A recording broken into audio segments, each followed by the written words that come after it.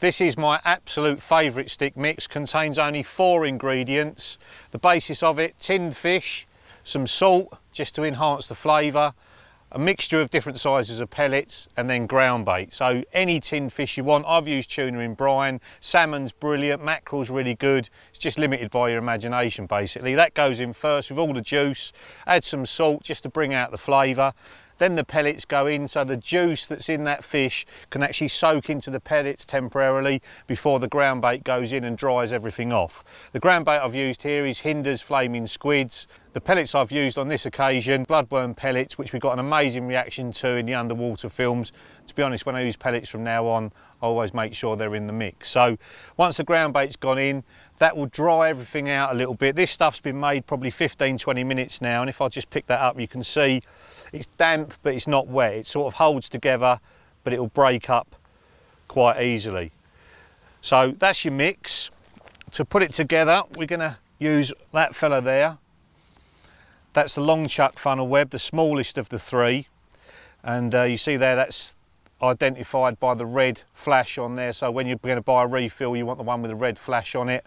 The slightly larger one is the boilie funnel web size, so you're going to get a bigger stick out of it. That's got a green flash on it, and the biggest one is the original funnel web, which is yellow, which to be honest for this range is probably too big.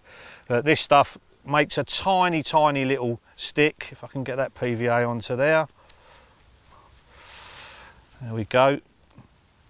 And the mistake a lot of people make is they try and pick the ground bait up and get it down the end of that tube there. What I'm going to do instead is just scoop it up against the side of the bait box until I've got an inch or so of ground bait in there. Turn it round the other way, get my PVA down, and then clamp your thumb over the end so you've got something to press against. And then with the compressor that comes in the system, just push it down to the end, let the air come out of it, and then really push it down hard so it's all compressed. And then holding the PVA under tension, just push it out the end of the tube, and that's the stick formed. Pull plenty of PVA off, and then just a simple overhand knot, just like what we call a granny knot, just around and through.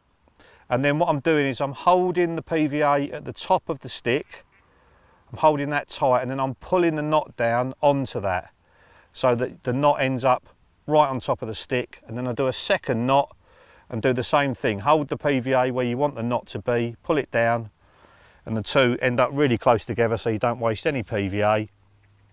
And just get your pair of scissors, cut between the two. And if I pull that back there, the system is ready for another go. That goes back in the tube so the PVA mesh doesn't get wet. And my stick's done as well.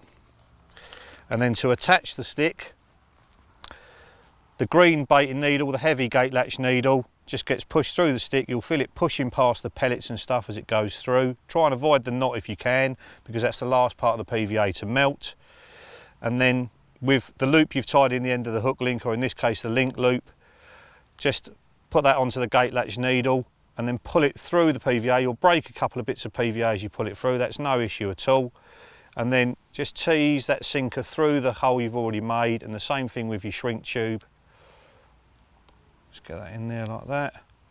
And then the point of the hook just pulls ever so slightly into the end of the stick. So there's no way the hair can tangle, and you've got a little pile of really attractive stuff around that hook bait to hopefully draw the fish in even quicker.